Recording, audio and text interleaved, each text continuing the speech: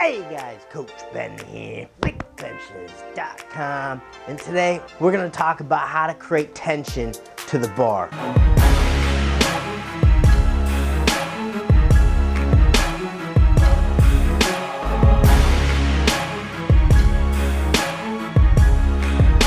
Now when we're talking about creating tightness and tension to the bar, we have a couple different cueing patterns in which we can make this happen. And depending on the person and their tendencies, you're going to want to use one more so than the other. And I'm going to explain what those cues are and then also when to implement them, and depending on the type of person you are, which one you would like to use. First off, we use the cues spread the bar and bend the bar. Now these are both ways in which you can create tension and tightness to the barbell, which is critical if you want to lift the most weight possible. So which one of these is going to be best? It all depends on the person. I relate it to in the squat, when you're thinking about spreading the floor but also torquing your feet into the floor. We want to do both of these things, but we want to focus in on the one that we particularly need to focus in on more.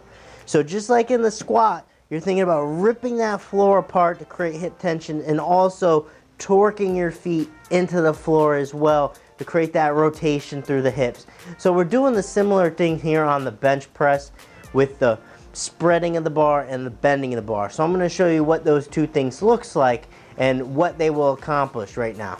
So when we talk about bending the bar, we're creating that rotation in the bar itself. So I have a PVC pipe here. You'll be able to see exactly where I'm bending the bar. Again, to cover this, we don't want to apply our tension by bending the bar over our bodies and bending our wrists. We actually want to use our back and our lats to bend that bar down towards our feet like so. Okay, so that would be bending the bar. That's the tension that we're creating there. The other cue, like I mentioned, spreading the bar. Alright, so if I have a barbell in my hands, the tension I'm creating is as if I was spreading on this band here. So I would be creating that outwards force.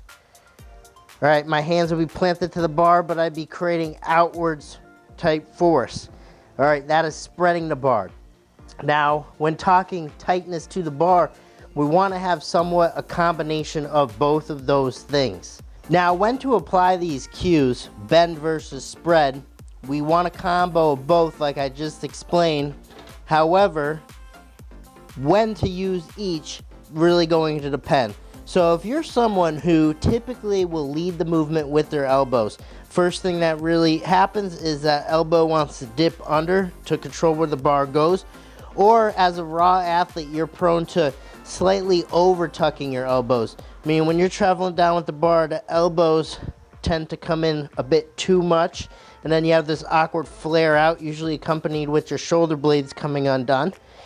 Alright, someone who does this typically, I'm going to have them focus more on the spread.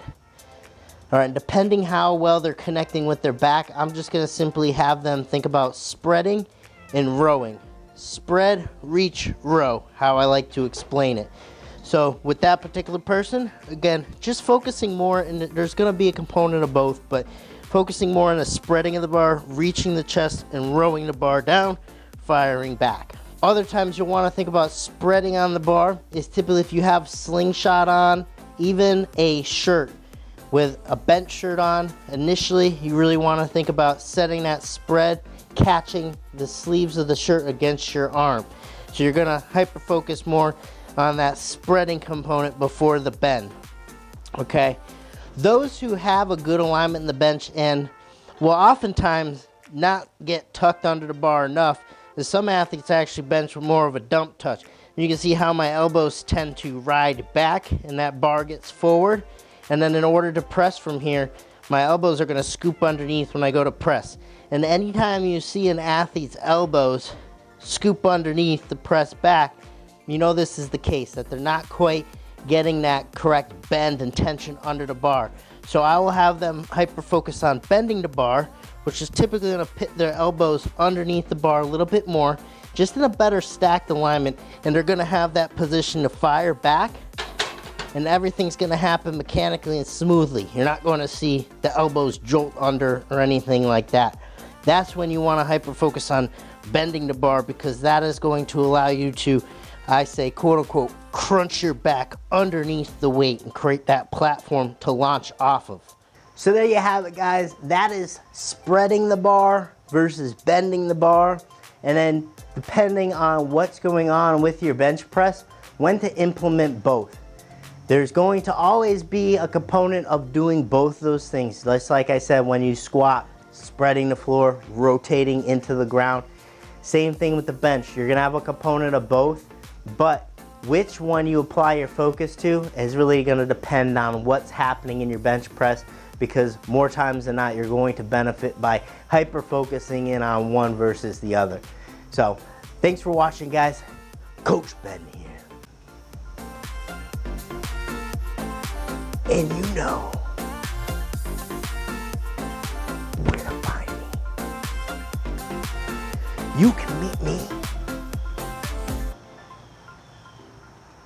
on a bench. Thanks for watching the video. If you want to learn more about how to increase your bench press, consider joining us in our Better Benching Academy. To learn more, simply click the link down below in the description box or visit bigbenchas.com/BB Academy. I'll see you there.